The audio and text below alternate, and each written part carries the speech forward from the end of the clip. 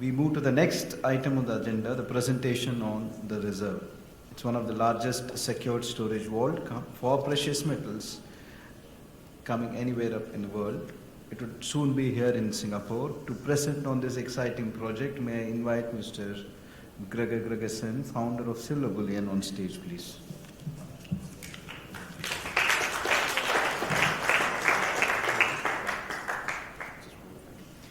Okay, thank you very much. I really appreciate the opportunity. I'll get right into it.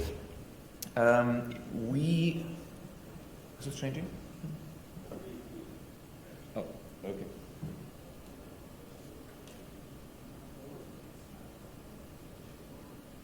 Here we go.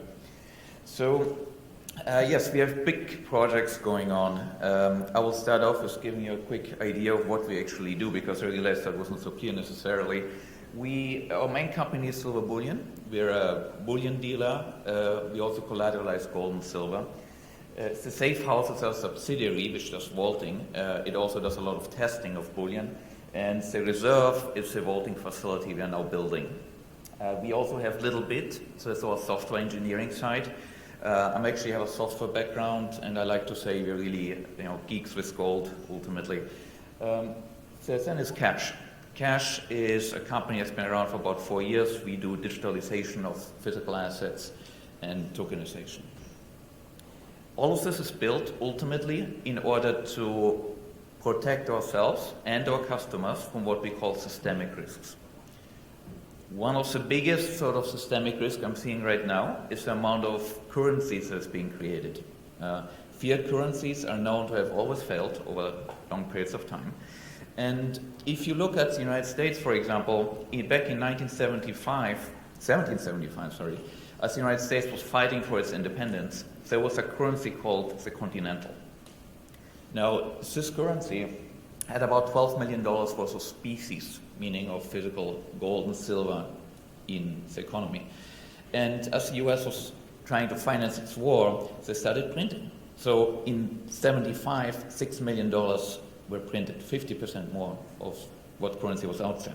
By 76, it was 19 million. By 77, it was 13 million. Then we went to 64. Then we went to $125 million created. And by 1780s, they stopped because nobody would accept it anymore. And that was a very strong lesson to the founding fathers of the United States. And Article 1 of the US Constitution makes it very clear only gold or silver can be used as legal tender. We completely ignore that nowadays. And if you're looking at the amount of gold the United States has, it's about 8,100 tons of gold. That's worth about $500 billion US. And that's about the amount of money that the United States spent in 50 days, deficit spending, in 2020. So in 2020, if you're looking at the amount of money spent as a percentage of gold holdings, that's 845%. And if you add the nominal debt and you add some of the conservative estimates of the unfunded liabilities, we end up with at least 150 times more debt that the United States has than gold reserves at current gold prices. Some people can argue that gold has a long way up, to make up for these things. But at the end of the day, what is certain is that we are going to face a lot of financial turmoil.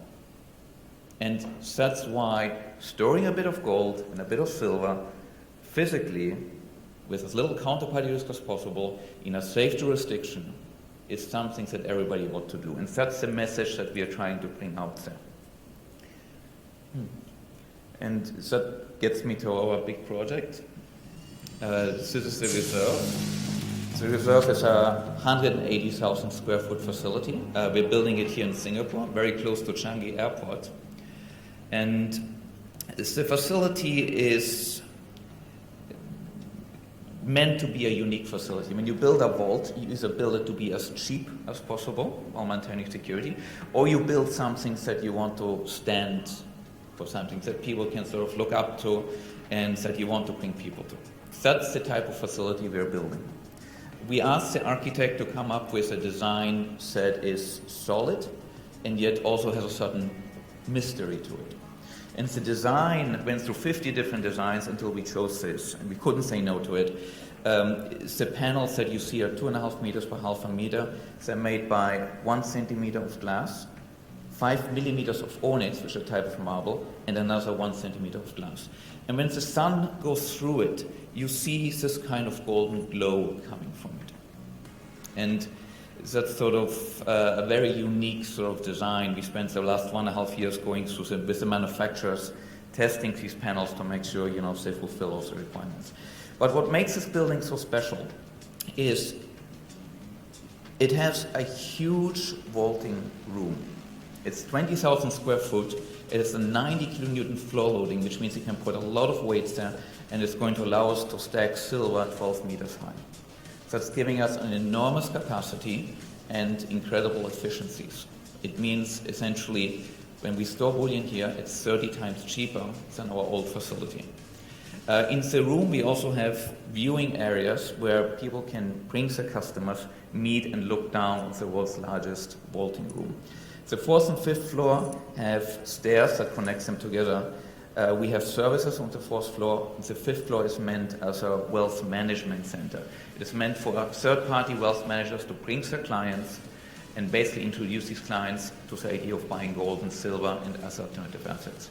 When night comes, we are putting LED lights around that building, and we can basically light the building up.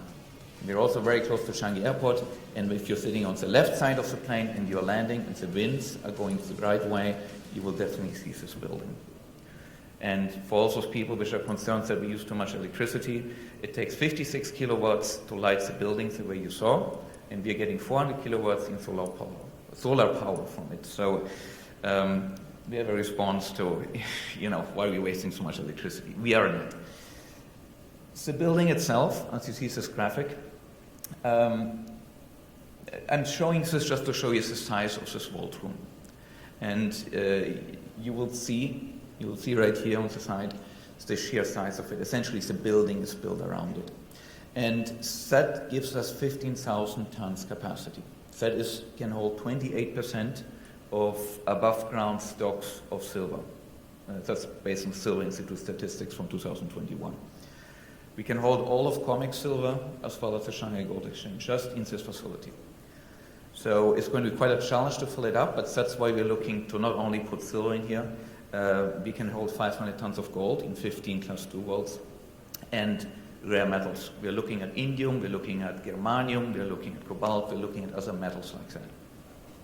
These are all metals, by the way, which have become too valuable to store in unsecured warehouses, but are too bulky to put in normal vaults. So we're hoping to fill, a market niche there. So from the building, the first floor is essentially bulk storage, and we have 10 class 2 vaults for lease. The second one will actually have quite a bit of art storage capability. Third floor is also bulk storage. The fourth floor is services. We have 12,500 safe deposit boxes. There's a watch atelier. We have a specialized vault just for watches. And the fifth floor is about offices. We can host events. I'm hoping that maybe we can have SBM events there at some point, meeting rooms, and sixth floor is essentially for supporting services. It's a high efficiency bulk vaulting. We have about 28,000 square foot. If anybody's interested in renting capacity, we have a lot of it right now. You have access to testing labs. We have collateralization options. We have ability to digitize things, and I'll get into that soon. Segregated art storage. It has the nitrogen fire extinction system, redundant air control systems, humidity controls, and so on. We have a photo studio. We have private viewing galleries. We got permission from URA to conduct auctions here, so we're going to try and attract international auction houses to this facility. And the class 2 walls essentially are 15 centimeters thick steel walls. We got 350 tons of modular steel walls to build these 15 walls. These are also available for rent to parties which are interested. And we have offices. We have about 12 different offices on the 5th floor, primarily.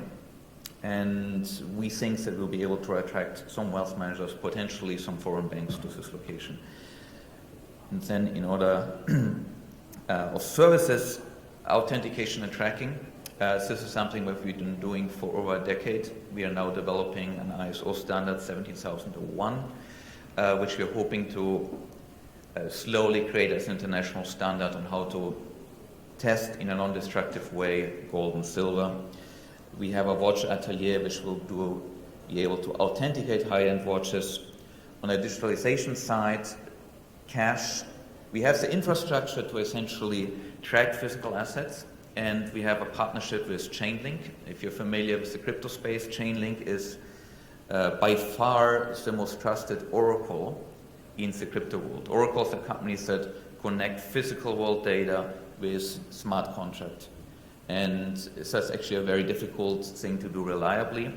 Chainlink secures about $50 billion of digital assets. We are the only company that has a POR system, meaning proof of reserve system, that actually takes physical assets, goes through a Chainlink API, and provides that to just about any blockchain that is out there. And lastly, collateralization. We have been running a collateralization system which has done around $400 million worth of loans since it started. Last year, we've done $130 million or so, about 100 million US. It's been growing at 62% per year, and we're looking at expand that as well. It basically means that assets that we store can be collateralized at around 4%, we essentially asked as an escrow in it.